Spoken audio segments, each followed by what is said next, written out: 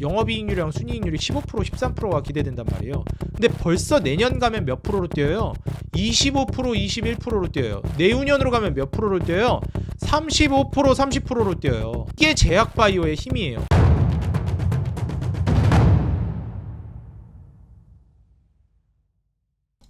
네, 반갑습니다. 주식장인 유튜브 구독자 여러분들, 주식장인입니다. 제가 우리 구독자 여러분들에게 기존에 이제 설명드렸던 부분 중에서 좀 수정해야 될 부분이 있을 것 같아서 이거 오늘 영상 통해서 좀 같이 말씀을 드리도록 하고요. 간밤에 좀 이슈가 좀 중요할 만한 그 부분이 있었습니다. 우리가 주목해야 되고 시장에서 우리가 이제 전략을 짤 때 굉장히 핵심적으로 봐야 될 만한 부분이 있어서 그거를 토대로 해서 이제 투자 전략 수정 관련해서 좀 말씀을 드리고, 그래서 결국 이제 이 섹터랑 그 다음에 종목들 어떤 걸 좀 눈여겨봐야 되는지까지 말씀을 드리겠습니다. 오늘 중점적으로 얘기할 건 이제 제약바이오고요. 여기에 관해서 같이 한번 살펴보도록 하겠습니다. 자, 지금 현재 우리 구독자 여러분들 사랑에 힘입어서 주식장인 유튜브 채널 구독자 31,000명 넘어섰습니다. 정말 진심으로 감사드리고요. 새로 오신 분들이나 아직 구독 안 눌러주신 분들은요, 구독과 알람 버튼, 그 다음에 좋아요 버튼 한 번씩 눌러주시고요. 여러분들 응원 댓글 짧게나마 한 줄씩 달아주시는 거 너무 큰 힘이 되고 있습니다. 여러분들께 무료로 정보 제공해드리고 자료조사하고 이러는데 이 응원 댓글, 좋아요, 구독, 또 알림 이런 게 너무 큰 힘이 되고 있다. 이거 좀 알아주시면 감사하겠습니다.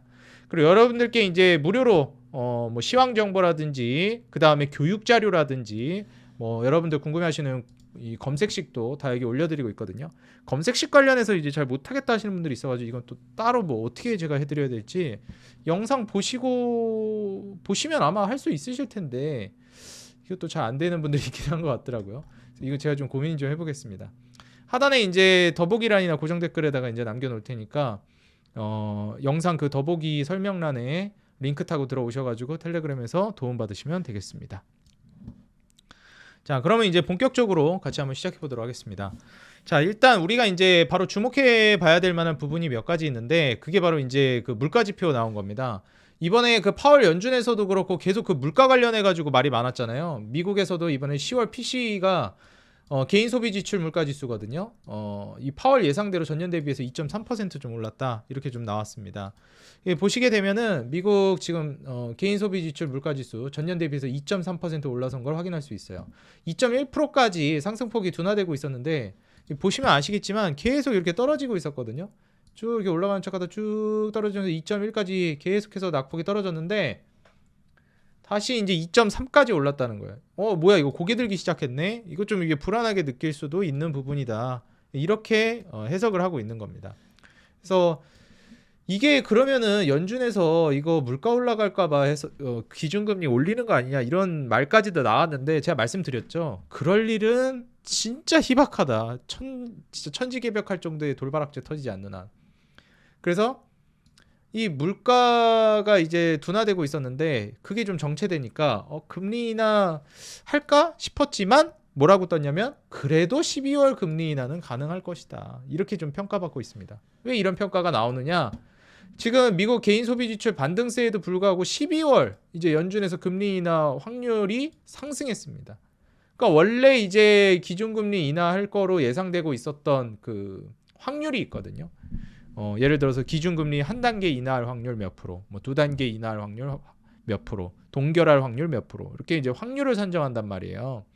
근데 이 확률 자체가 올라가고 있다는 겁니다. 물가가 올라가면 기준금리 인하할 확률이 떨어진다 이렇게 얘기가 예상을 했음에도 불구하고 오히려 달라졌다라는 겁니다.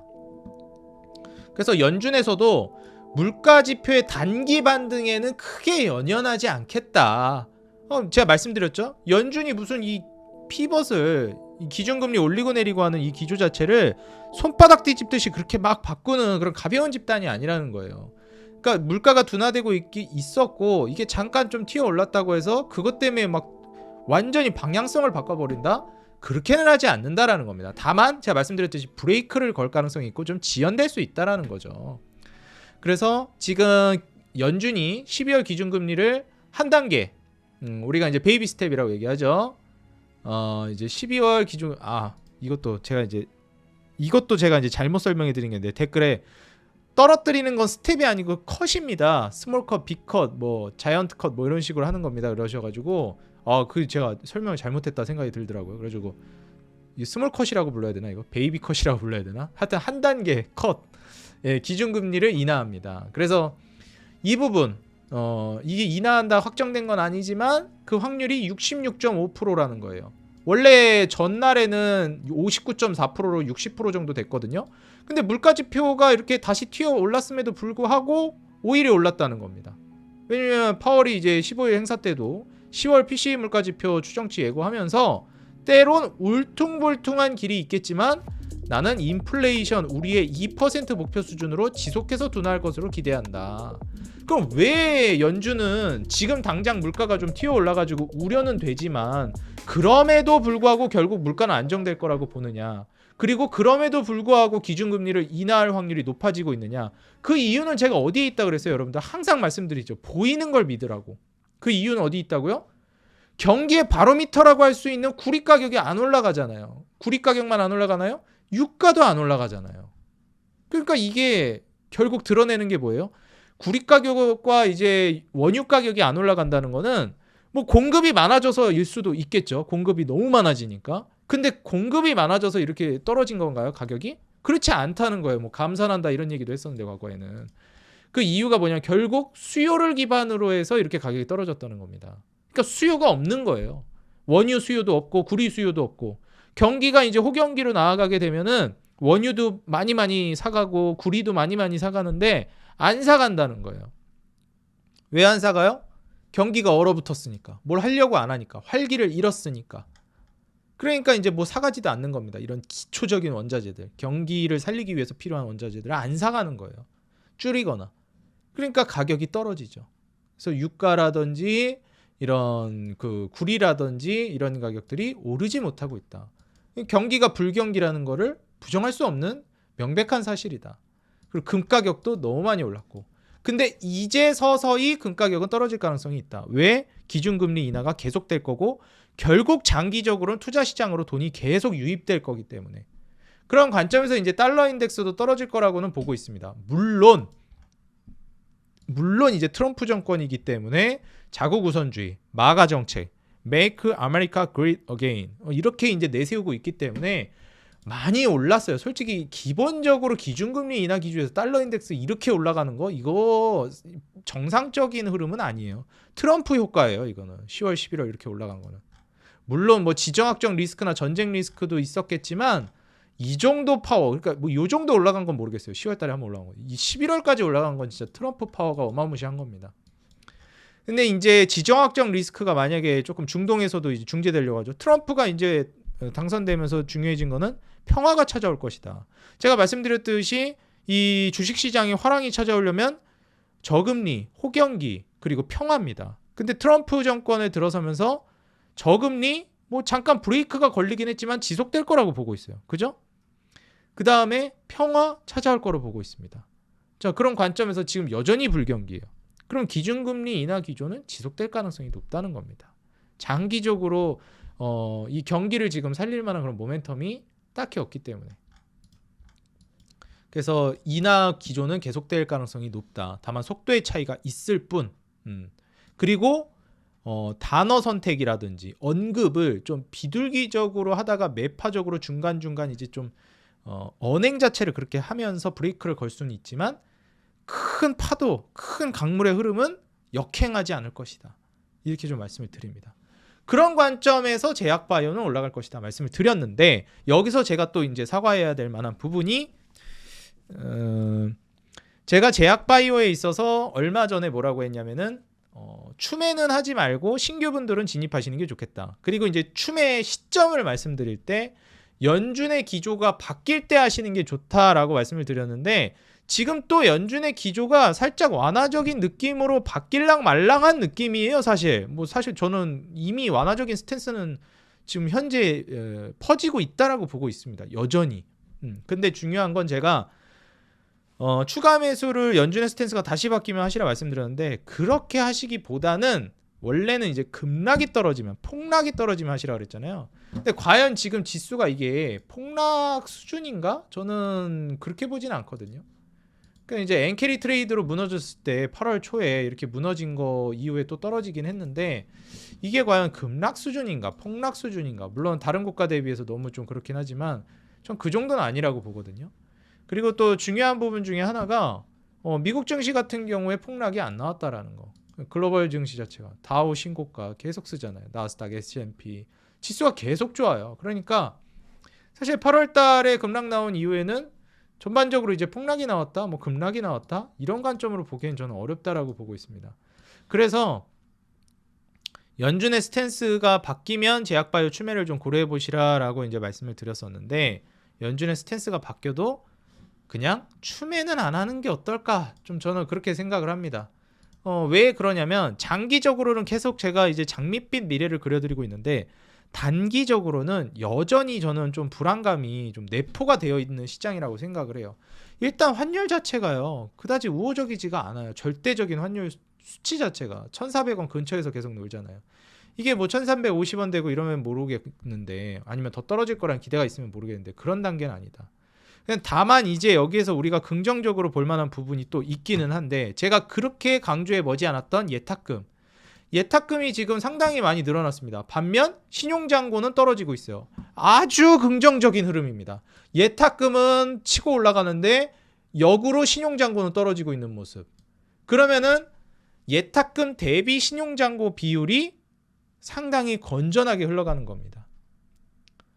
그렇기 때문에 지금 현재 신용잔고가 16조 5천억 아래로 떨어졌는데 예탁금은 52조를 넘어갔어요.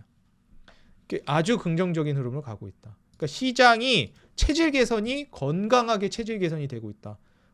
다이어트 한다고 우리가 하잖아요. 아주 건강식 먹고 있습니다. 시장이. 이거 아주 좋아요. 이 부분은 진짜 아주 매우 긍정적인 흐름입니다. 신용잔고 떨어지고 예탁금 올라가고 아주 뽀뽀해주고 싶은 지금 자금 흐름 추이라고 볼 수 있을 것 같아요. 그래서 이 부분은 매우 매력적이다. 다만 환율적인 부분, 달러 인덱스가 빨리 더 빠졌으면 좋겠다는 부분, 이런 거를 좀 고려해 보면 좋을 것 같고요. 트럼프의 이제 관세 관련된 얘기는 지속적으로 나오지만 그게 과연 물가를 끌어올릴 정도인가? 물론 이제 끌어올릴 정도라고 볼 수는 있겠지만 아마 글로벌 불경기를 타파하기 위해서는 기준금리 인하 기조를 바꾸기는 어려울 것이다. 그러면 자국 입장에서 미국은 뭐 어차피 물가 올라오고 경기 좋으면 금리 안 내리는 거 아니냐 그럴 수 있는데, 제가 이전에도 말씀드렸죠. 미국 혼자서 잘 나가는 게 얼마나 가겠냐 이거예요. 그러니까 그 트럼프도 알아요.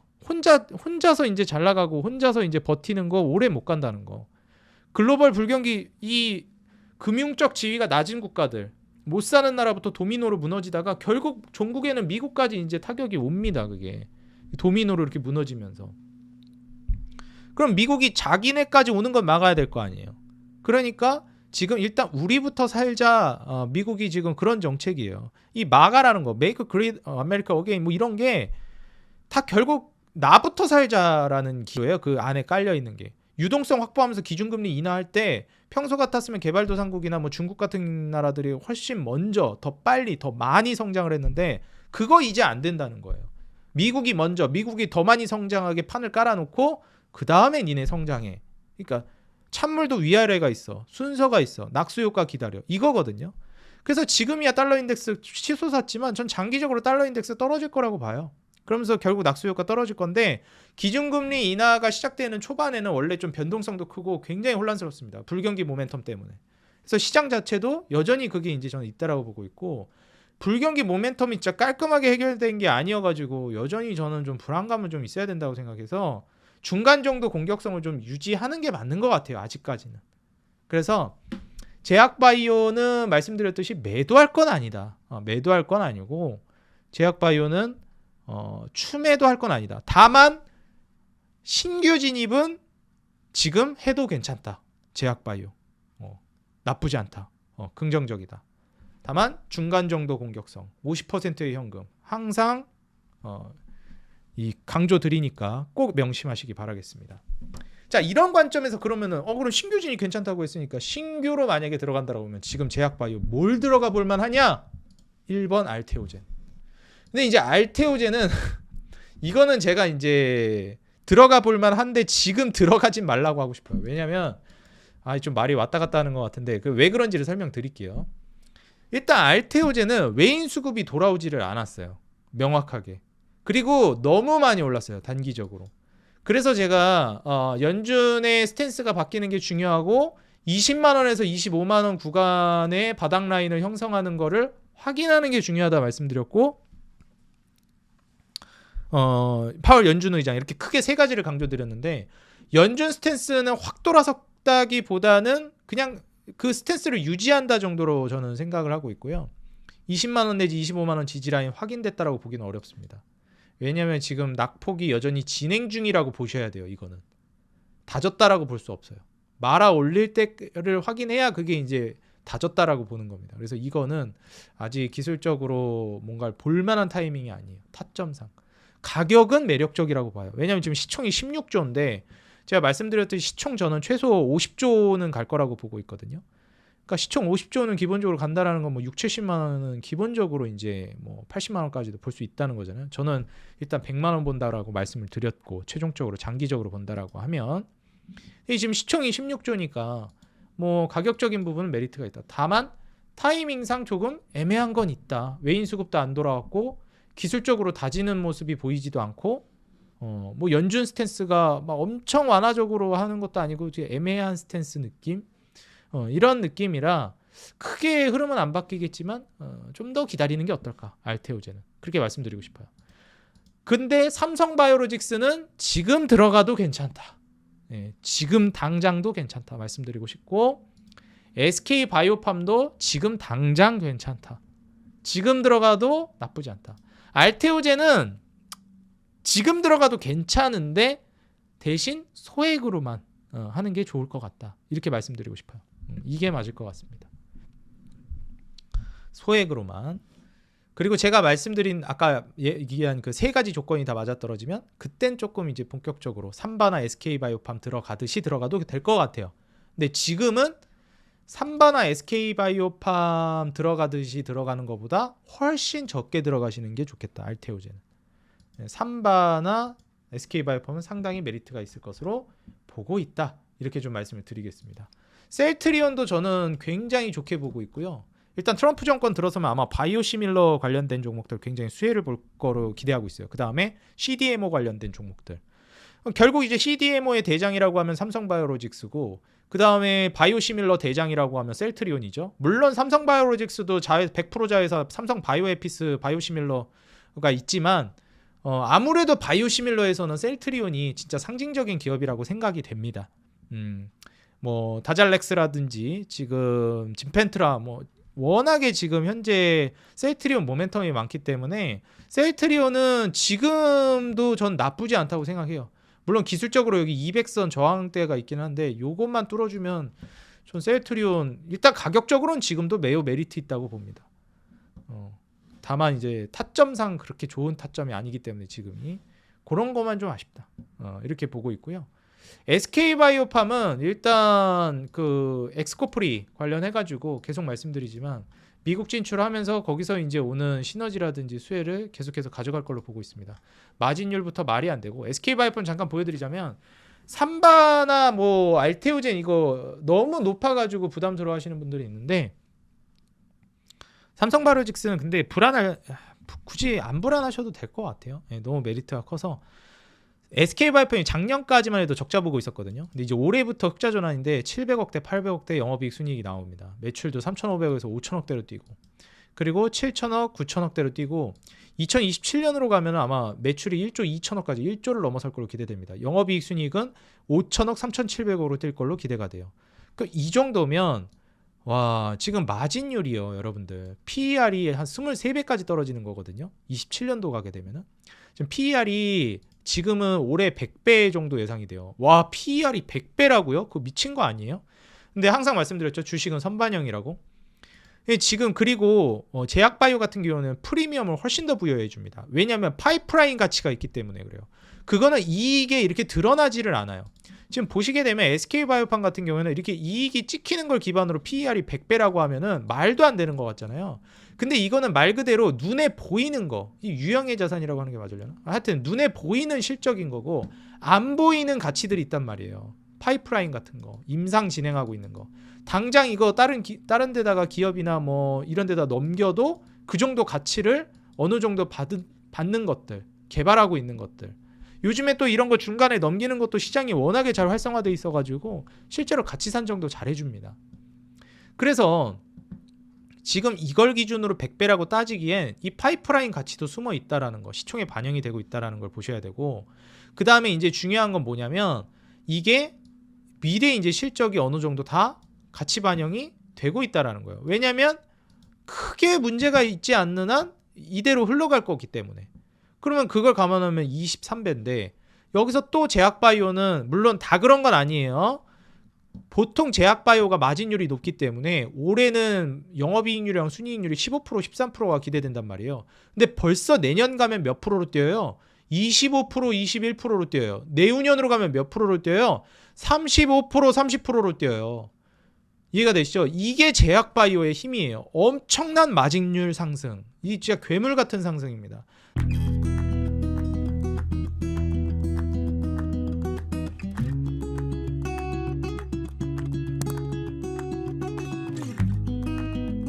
나중에 진짜 50%대 나오는 기업도 간혹 있어요. 진짜 잘 나가기 시작하면은. 그러면 지금 27년도 이제 막 3천억 후반대 이익으로 넘어가게 되면 PER 23배 되는데 이때 이제 막 마진율 40%대 갈 수도 있는 거예요. 그럼 마진율 40%대는 어마무시한 프리미엄을 부여해줘도 됩니다. 그 정도 급의 마진율을 자랑하는 비즈니스 모델은 그만큼 안정적이기 때문에. 근데 이 캐파도 커지고 있고, 제가 말씀드리죠. 매출, 영업이익, 순이익이 커지고 있는데 마진율도 커지고 있다. 심지어 이 마진율이 올라가는 속도가 어마무시한 수준이다. 이거 28배, 23배 미리 땡겨볼 만하다. 그러니까 지금 SK바이오팜이 바닥에서 심지어 이제 기술적으로도 한번 쫙 무너졌다가 이제 올라가는 자리이기 때문에 저는 SK바이오팜은 신규로 들어간다. 지금도 매우 메리트 있는 자리라고 보고 있습니다. 최근에 좀 올라갔다가 뭐 빠지기야 했지만 저는 이거 빠진 거 뭐 겁먹으실 필요 없다고 생각해요. 기존에 전 여기서 들어갔는데 여기 빠져서 불안해요. 뭐 여기서 샀는데 여기 전 여기서 샀어요. 뭐 전 여기서 샀어요. 전 여기서 샀어요. 근데 여기까지 빠져서 불안해요. 진짜 뭐 운 안 좋으신 분들 전 여기서 샀어요. 여기 이렇게 됐어요. 예, 저는 뭐 갈 거라고 좀 예상이 됩니다. 연준 스탠스는 안 바뀔 거라고 보기 때문에. 그래서 신규로 진입한다 하면 SK바이오팜은 지금 괜찮은 자리라고 봅니다. 그리고 삼성바이오로직스. 삼성바이오로직스는 솔직히 말해서 이제 100만 원 뚫고 황제주 반열에 올랐을 때 야, 황제주다 뭐다 말 많았는데 100만 원 아래로 다시 꺾였잖아요. 100만 원 아래로 꺾였다? 그러면 신규 진입해도 된다고 봅니다, 저는. 삼성바이오로직스가 100만 원 아래에서 90만 원대, 80만 원대 왔다 갔다 한다? 그러면 저는 삼성바이오로직스는 공략해도 된다고 생각해요. 이게 100만 원 위로 올라가면 좀 뭐 애매할 수도 있는데 100만 원 아래에서는 저는 신규 진입 충분히 해도 된다라고 보고 있습니다. 지금 역시 삼성바이오로직스도 작년에 3조 후반대였는데 매출이 재작년에는 뭐 3조였어요. 그 전에는 막 1조 5천억이었고, 근데 7천억, 1조 1천억, 1조 5천억, 3조, 막 4조 이렇게 뛰는 거 보세요. 5조, 6조 이렇게 가잖아요. 삼성바이오로직스도 2019년도에는 7천억밖에 안 됐어요. 매출액이. 그 더 전에 막 16년도 이럴 때 2천억밖에 안 돼, 3천억 정도밖에 안 됐단 말이에요. 심지어 막 적자나고 있던 시절이 있단 말이에요. 그러다가 이제 막 5천억, 7천억 조 단위로 이렇게 뛰면서 이익 캐파 커지고 그러면서 이제 막 신고가 쓰고 날아간 겁니다. 지금 이 상태, 이 적자보다 흑자로 넘어서가면서 폭발적으로 성장하고 있는 게 누구예요? 그게 SK바이오팜이에요. 얘 신고가 쓸까요? 못 쓸까요? 전 쓴다고 보는 거예요. 이해가 되시죠? SK바이오팜이 지금 시총이 8조거든요. 근데 이제 나중에 영업이익이 5천억이 기대되잖아요. 삼성바이오로직스가 이제 영업이익이 한 1조 정도 나옵니다. 작년에 1조를 뚫었어요. 올해 1조 3천억 기대되고 27년에 2조 뚫을 걸로 기대돼요. 근데 어찌됐건 1조 정도 벌어들이는 기업이 시총이 지금 얼마예요? 70조예요. 70조. 뭐 떨어져 봤자 60조, 50조겠지. 근데 SK바이오팜은 이 5천억이란 말이에요. 그럼 절반 정도라고 생각하면 이익 캐파를, 물론 똑같이 재단에서 판단할 수는 없겠지만 이익이 이제 5천억 정도 나오는 기업이 SK바이오팜이 8조예요. 아니 지금 70조인데 삼성바이오로직스가 보수적으로 삼성바이오로직스 뭐 그래요 50조까지 다운그레이드 시킨다 해봅시다. 그럼 그거에 반토막 또 25조예요. 거기서 더 다운그레이드 보수적으로 보자 그러면 20조, 더 다운그레이드 해서 보자 해도 15조예요. 근데 SK바이오팜은 지금 8조예요. 보수에 그냥 보수적으로 판단을 해도 한 2배 정도는 가야 되지 않나. 20만 원을 못 가는 게 말이 되나. SK바이오팜이 시간을 투자한다라고 했을 때 단기적으로야 뭐 휘청거릴 수는 있겠지만 성장성이 훼손되지 않으면 얘가 2배를 못 갈까? 이런 생각이 드는 거예요. 이해가 되시죠? 다시 삼성바이오로직스로 돌아와서 매출, 영업이익 순위 모두 이제 증가하고 있고 마진율도 얘도 이제 30%대 찍었었잖아요. 34%, 25%. 아까 SK바이오팜 몇 프로 찍을 거라고 기대됐죠? 35%, 30%. 그러니까 내후년 되면 이제 삼성바이오로직스가 이제 전성기 찍었던 2021년도 이때 수준 정도 될 것 같다는 거예요. 그 전에 이게 눌림 나오기도 했었지만 이런 파동 안 나올까요? 나온다는 거예요. 3반은 이제 눌림목 나왔다가 마진율도 꺾이고 있었어요. 34%, 25%에서 매출 늘어나고 영업이익 순이익 다 늘어나는데 주가가 왜 못 가요? 마진율이 꺾여서 그래요. 34%에서 32%, 30% 계속 꺾이잖아요. 21년도부터. 그러니까 못 가는 거예요. 마진율이 꺾이니까. 마진율이 꺾인다는 거는 사업이 비즈니스 모델이 조금 이제 매력적이지 않게 변해가고 있다는 뜻이거든요. 근데 어떻게 되고 있어요? 29%까지 올해까지 떨어집니다. 25%에서 26%까지 순이익률은 올라갔지만 23, 22까지 떨어지고. 근데 내년부터 다시 튀죠. 30%, 23%, 31%, 24%. 이제 27년도 가면 아마 더 뛸 것 같아요. 마진율은. 이거를 지금 삼성바이오로직스는 PER, PBR도 보시게 되면은 46배 프리미엄을 주고 있어요. 아까 전에 SK바이오팜은 20배 수준 중반대 프리미엄 주고 있었잖아요. 그러니까 심지어 이거 제 기준에서 말씀드리면 물론 삼성바이오 에피스도 있긴 하지만 엄연히 따지면 삼성바이오로직스라는 그룹은 제조 쪽에 가까운 기업이란 말이에요.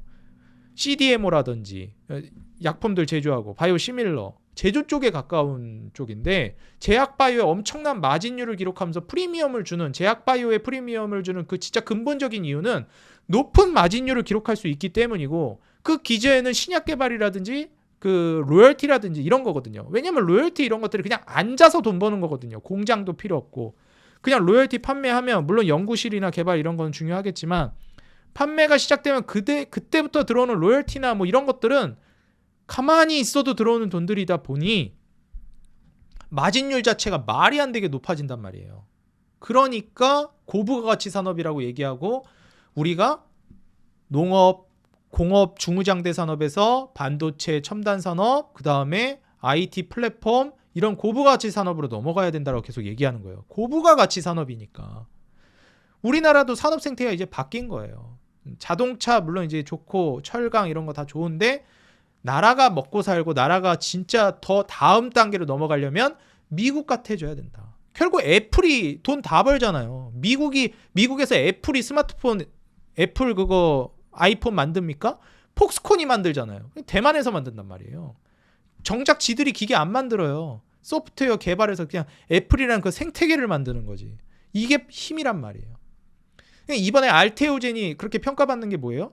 그 키트 SC라는 제형 피아주사 제형이라는 그 플랫폼 생태계를 만들었잖아요. 그걸 기반으로 키트루다에 지금 적용시켜가지고 돈을 엄청나게 벌 걸로 기대되는 건데 제가 말씀드렸죠. 그 생태계를 만들었는데 그 키트루다에만 쓰이겠냐 이거예요. ADC에도 쓰이고 뭐 다 쓰인다니까 이제. 그러면은 거기서 확장성이 얼마나 뛰어나겠냐는 거예요. 물론 키트루다만큼은 아닐 거예요. 앞으로 계약되는 것들은. 왜냐면 키트루다 자체가 워낙 글로벌 탑급에 들어가는 엄청난 매출을 자랑하는 약품이기 때문에 그 정도 급이 또 터지기는 조금 이제 어려울 수는 있다. 다만 거기에 국한되진 않을 것이다. 다른 것들로 계속 발을 뻗쳐나갈 것이다. ADC 쪽도 마찬가지고.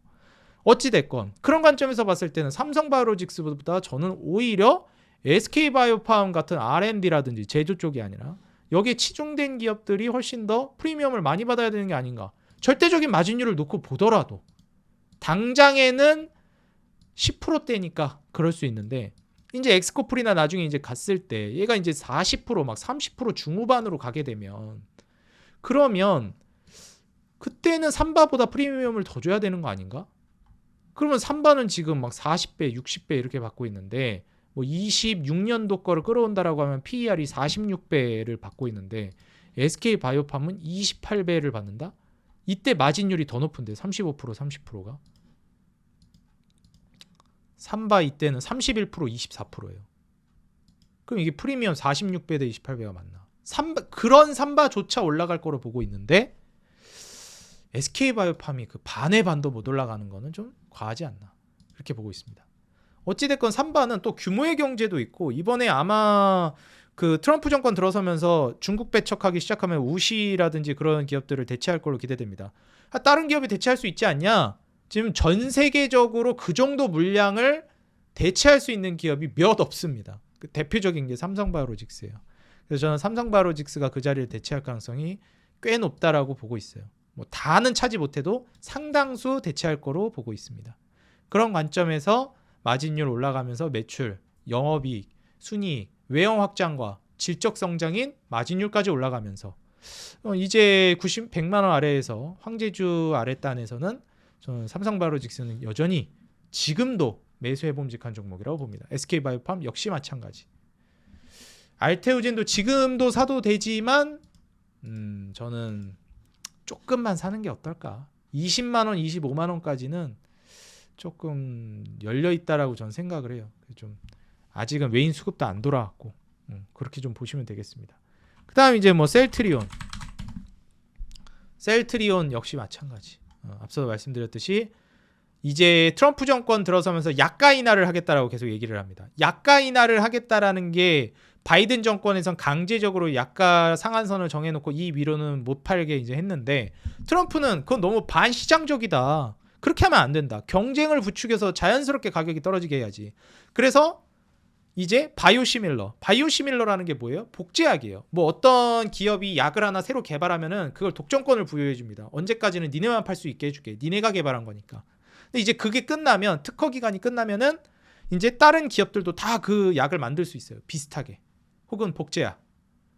그걸 이제 만드는 게 셀트리온이에요. 그 시장에 진출한 게. 신약 개발까지는 아직 우리가 그 단계는 아니고 실제로 우리나라가 좀 그 정도 성숙한 단계는 아니었어요. 제약바이오가. 신약을 막 개발해서 세계 시장에서 인정받는 정도로 가는 제약바이오 기업이 몇 없었어요. 그 정도는 아니니까 일단 삼성바이오로직스 같은 CDMO 일단 제조부터 시작하자. 제약 제조. 그 다음 셀트리온 같이 이미 만들어져 있는 거 특허 만료된 거 비슷하게 복제약 개념으로 바이오시밀러 사업으로 진출하자. 우리가 직접 개발은 안 하고 남이 개발해 놓은 거 시장 뛰어들어서 좀 혹은 개량을 한다든지 이런 식으로 해서 사업을 해보자. 이런 거였거든요. 그러다 보니까 이제 셀트리온은 어떻게 된 거예요? 이 대한민국 제약바이오 산업의 순서를 엿볼 수 있는 거예요. 삼성바이오로직스랑 셀트리온이. 그 다음에 누가 갔어요? 이제 진짜 R&D로 진짜 마진율 높게 뿜어내는 기업들, 알테오젠 같은 기업들도 이제 성공 사례가 나오기 시작하는 거잖아요. 리가켄바이오, 유한양해. 그 다음 스텝을 연결해준 대한민국 제약바이오 산업이 나아가야 될 다음 스텝, 진짜 제약바이오에서 기대하는 거를 실현시켜준 기업들이잖아요. 유한양행, 리가캠, 그 다음에 알테오젠. 특히 알테오젠이. 그죠? 물론 리가캠도 그렇지만 이제 유한양행도 이제 R&D 쪽으로 성공을 한 것이고 미국 진출 성공했고 그죠? 그래서 이제 3대장이라고 불렀던 거죠. 어찌됐건 그래서 그런 관점에서 봤을 때도 셀트리온 충분히 또 올라갈 가능성이 있어 보인다. 매출, 영업이익, 순이익 올라가고 이제 내후년 가게 되면 영업이익이 2조 단으로 갈 걸로 기대되고 27년도 가면 2조 8천억 근처까지도 기대됩니다. 매출액 6조 기대되고 순이익은 2조 넘어가지 않을까 생각돼요. 27년도 가게 되면 그 정도 이제 된다라고 하면은 뭐 시총 지금 현재 셀트리온이 40조 정도 되는데 충분히 더 올라갈 수 있을 거로 보고 있습니다. 심지어 셀트리온은 부채 비율이 정말 낮습니다. 이제 20% 아래로 떨어지고 있고 좀 올라도 20% 언저리에서 움직일 걸로 기대돼요. 진짜 낮은 겁니다. 부채 비율. 그리고 마진율, 영업이익률과 순이익률이 올해 이제 한 10%대, 내년에는 30%대, 20%대 후반, 내후년엔 37%, 30% 이렇게 올라갈 걸로 기대돼요. 27년도는 마진율 더 올라갈 수 있다고 봅니다. 지금 PER 23배. 이거는 저는 상대적으로 많이 저평가되어 있다라고 봐요. 보통 셀트리온이랑 이제 삼성바이오로직스를 제약바이오 지표 종목 역할로 보면서 쌍두마차로 보는데 삼바 대비해서 셀트리온은 너무 못 갔어요. 너무. 왜냐면은 이제 그 생물보안법 이슈 때문에 중국의 우시 그룹을 이제 대체할 수 있을 만한 걸로 테마를 어느 정도 받은 것도 있는데, 삼성바이오로직스는 셀트리온은 테마 받으면서 올라갔다 할 만한 게 거의 없었어요. 그리고 워낙에 이제 플랫폼 기업들이 수급을 싹 쓸어가기도 했고, 그래서 셀트리온이 이렇게 안 가고 있을 건 아닌데 저는 생각을 하거든요. 그런 관점에서 내가 선취매를 고려하신다면 셀트리온이 아주 매력적이에요. 저는 이렇게 삼성바이오로직스 같이 신고가 간 거 안 좋아해요. 근데 그렇다고 해서 SK바이오판 같은 거보다는 조금 더 우량한 거 위주라는 걸 좋아해요. 우량주인데 아직 안 갔는데 안정감 있으면서 갈만한 거 뭐가 있을까요? 셀트리온. 네. 부각을 너무 안 받았어요. 얘는 갈 종목인데도 불구하고. 심지어 이제 합병 계속해 나가고 있죠. 셀트리온, 헬스케어, 제약 다 이제 합병해가지고 원팀으로 이제 뭉칠 걸로 기대되죠. 우리가 이제 카카오에서 신뢰를 잃었던 게 뭐예요? 무더기로 분할을 하니까 기존 주주들이 화가 나죠. 자꾸 내가 투자한 기업의 가치가 떼내져지니까, 떼어나가니까. 내가 카카오를 본 건 카카오 플랫폼뿐만이 아니라 그 안에서 파생되는 뭐 카카오뱅크나 모빌리티나 여러 가지 측면에서 투자를 한 거였는데, 갑자기 그 안에 있었던 뱅크를 따로 상장시키고 이러니까 카카오 가치가 훼손되잖아요. 그 주주들이 화가 나는 거죠. 근데 셀트리온은 헬스케어, 제약, 뭐 예전에 뭐 매출 이거 막 돌리면서 하는 거 아니냐 뭐 이런 얘기도 있긴 했지만, 어찌 됐건 결과적으로 어떻게 됐어요? 이 서정진 회장 이분이 선택한 게 합병을 선택했죠. 그럼 어떻게 보면 우리가 부정적으로 생각했던 카카오와는 반대의 결로 가고 있는 거예요. 그럼 이거를 과연 부정적으로 볼 만한 이슈일까? 긍정적으로 볼 만한 이슈일까? 저는 긍정적으로 볼 만한 이슈라고 보고 있거든요. 셀트리온 주주들 입장에서는 오히려 가치가 계속 올라갈 만한 일이 발생할 걸로 보고 있습니다. 다만 이게 요즘 분할이나 합병이나 어찌됐건 이 그 지배구조 개편에 있어서 워낙 민감하고 보수적이 무슨 일이 발생할지 모르다 보니까 시장에서 이걸 좀 우려는 하는 것 같아요. 투자자들도. 요즘 뭐 합병이나 분할이나 이거 가지고 또 꼼수 쓰는 거 아니야부터 해가지고 워낙 불안하니까. 이번에 두산그룹 같은 경우에도 말이 많았는데, 제가 말씀드렸죠. 두산그룹도 그 세 개 기업 있잖아요. 분할 합병하는 거. 두산로보틱스랑 두산바켓이랑 두산에너빌리티. 각자 기업이 다 진짜 대장급 기업들이에요. 그 시장에서 진짜 먹어주는 기업들. 1등 내지 2등. 제 기준에선 다 그 업계 짱 먹는 기업들이거든요. 원전 짱 두산에너빌리티. 그 다음에 건설기계 짱 두산바켓. 로봇 짱 두산로보틱스. 업계 다 짱 먹고 있는 기업들인데 기업 개별로 놓고 보면 다 좋거든요. 그래서 저는 기존 주주분들은 뭐 좀 속상할 수 있겠는데, 합병이 그러니까 이제 지배구조 개편이 그 두산이 마무리되면 신규 진입 해볼만 합니다. 진짜 너무 괜찮아서 기업들이 그것 때문에 좀 무너지기도 했고, 그러니까 신규 진입 입장에서는 나쁘지 않은 그런 상황으로 이제 저는 봅니다. 그래서 지배구조 개편이 이제 어느 정도 일단락돼 가고 있잖아요. 거의 이제 마무리 국면이잖아요. 두산그룹, 그 제가 말씀드린 세 개 기업. 그러니까 그런 애들도 이제는 잠깐 옆길로 빠질게요. 이거 신규 진입 괜찮아요, 진짜. 이제 서서히 좀 뭐 보수적으로 보면서 찔끔찔끔 모아간다 생각하면 확 들어가지 말고, 기업 자체가 워낙에 괜찮으니까. 두산로보틱스는 지금 과감하게 들어갈 건 아닙니다. 분명히 말씀드리지만. 무너질 수도 있고. 근데 기업 자체는 좋다라는 거예요. 로봇 산업이 태동하기 시작하면 폭발적으로 성장할 기업이라는 거. 그 다음에 두산바켓. 건설기계 대장이잖아요. 이게 이익 얼마나 많이 나오는데. 장난 아니잖아요. 이런 기업이 이런 주가에 위치해 있다라는 거는 향후 이제 인프라, 트럼프 정권 들어서면 아마 재정 정책 쓰면서 인프라 사업 엄청 할 겁니다. 근데 두산바켓이 뭐 하는 기업이냐? 미국에서 잘 나가는 기업이에요. 미국에서. 두산은 몰라도 밥캣 다 알아요. 미국에서 건설기계 밥캣 알지. 한국보다 미국에서 더 유명한 기업인데, 밥캣 기업이. 이거 로고도 그 고양이거든요. 아주 뭐라 해야 되지? 싸나워 보이는 고양이 로고 있습니다. 두산밥켓. 하여튼 미국에서 유명하다. 그러니까 미국에서 잘 나가는 건설기계가 이제 앞으로 트럼프가 인프라 정책하면 누가 이득을 많이 볼까?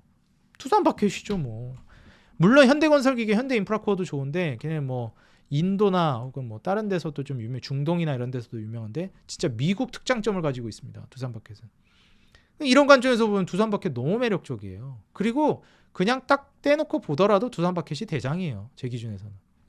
그 다음에 두산 에너빌리티. 뭐 BHI가 대장이다 하지만 대표적인 원전의 중심축 같은 종목은 두산 에너빌리티입니다. 그러니까 주가, 저평가, 뭐 투자 매력도 다 떼놓고 너한테 기업을 하나 줄게. BHI라는 기업이랑 두산 에너빌리티라는 기업이 있어. 너 뭐 가질래? 두산 에너빌리티 가져야죠. 당연한 거죠. 그죠?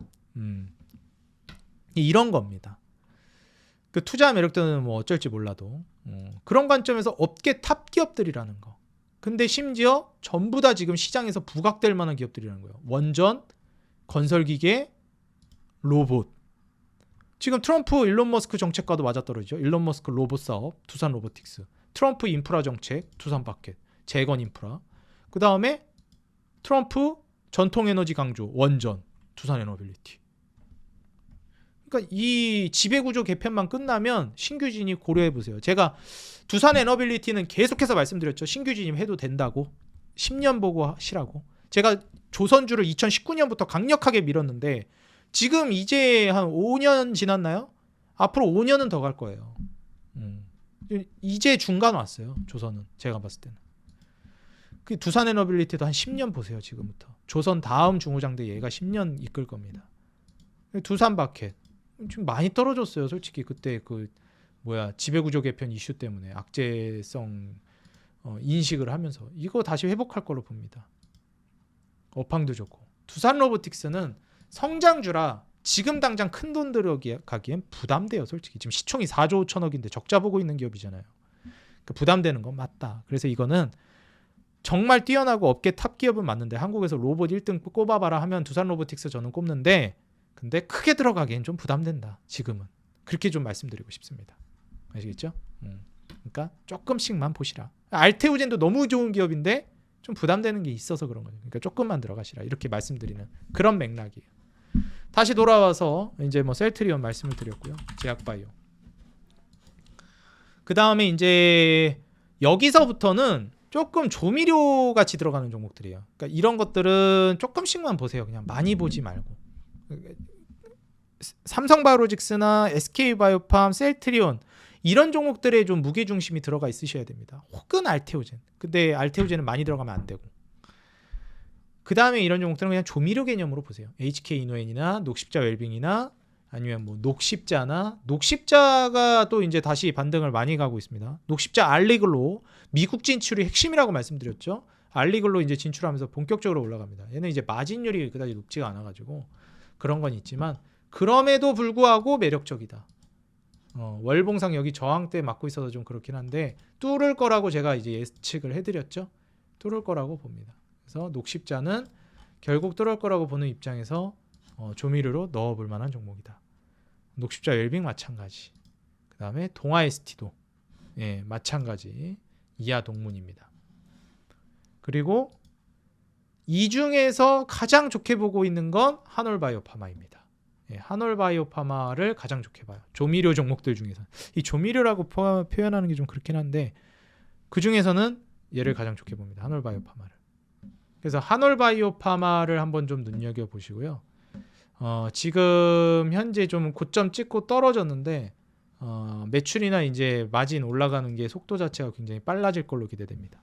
이 점 참고하셔가지고 매매 진행해 보시면 어떨까 생각이 들어요. HK이노엔은 최근에 좀 악재성 느낌이 나는 기사가 떠가지고 그것 때문에 좀 많이 좀 안 좋기는 합니다. 왜냐면은 지금 이번에 HK이노엔 같은 경우에 K캡이 좀 경쟁이 심화되면서 좀 어려울 수 있겠다 이렇게 얘기 나오는데 뭐 지금 증권가에서는 목표가 오히려 상향하고 있어요. 57,000원에서 막 65,000원. 왜냐면 K캡이 업계 탑이거든요. 경쟁 치고 들어와도 제가 이거 기업 설명 자세히 해드렸었는데 뭐 시장 심리는 어떨지 모르겠지만 실질적으로는 그렇게 크게 타격 없을 거라고 저는 보는 입장이라 저는 여전히 외국인 수급이 뭐 그다지 많이 빠져나가지 않았습니다. 잘 들어와주고 있고 잘 들어오고 있었고 뭐 기관 수급이 좀 빠져나갔다 정도. 그래서 저는 여전히 지금 현재 상황에서도 이 HK이노엔 같은 경우에는 긍정적으로 보고 있습니다. 외인 수급도 안 빠져나가고 주가만 빠져. 기관 물량이 이제 빠져나간 거죠. 물론 그것도 좋은 건 아니지만 말아 올리면 SK이노엔 한번 눈여겨봄직하다 이렇게 좀 말씀드리고 싶어요. 매출, 영업이익, 순이익 모두 증가 전망이고 부채 비율 10%. 죄송합니다. 영업이익률 부채 비율 56%, 영업이익률 10%, 순이익률 7%. 내후년으로 가면서 이제 12%, 9%대. 물론 삼바나 SK바이오팜, 뭐 셀트리온 이 정도 급으로 마진율이 높지는 않지만 나쁘지 않다. HK이노엔도 이렇게 좀 말씀을 드립니다. 그래서 항상 우선순위가 있어요. 말씀드리자면 삼바, 삼성바이오로직스, SK바이오팜, 셀트리온, 알테오젠 이런 것들을 먼저 보시고 그 다음에 뭐 녹십자, 녹십자웰빙, 동아ST, 한올바이오파마 이런 거를 HK이노엔 이런 것들을 곁들이듯이 넣으시기 바란다. 그게 포트폴리오 구성하는 데 있어서 훨씬 더 안정감이 있고 밸런스가 좋을 겁니다. 그래서 오늘 제약바이오 관련해서 한번 다시 또 설명을 드렸는데요. 오늘 영상 여러분들 도움이 됐다 하시는 분들은 구독 버튼 꼭 눌러주시고요. 그리고 알람 버튼, 좋아요, 그리고 응원 댓글 여러분들 한 줄씩 달아주시는 거 너무 큰 힘이 되고 있습니다. 응원 댓글 한 줄씩 달아주시면 진심으로 감사드리겠습니다. 텔레그램방 더보기란에다가 남겨놓을 테니까요. 저희 이제 투자 철학이라든지 투자 인사이트 같이 공유 받으시기 바라겠습니다. 네, 항상 우리 개인 투자자 여러분들의 수익 그 하나만을 위해 여러분들이 돈을 벌어야 제가 돈을 번다는 모토로 정진해 나가도록 하겠습니다. 지금까지 주식장인이었습니다. 감사합니다. 행복한 하루 되세요.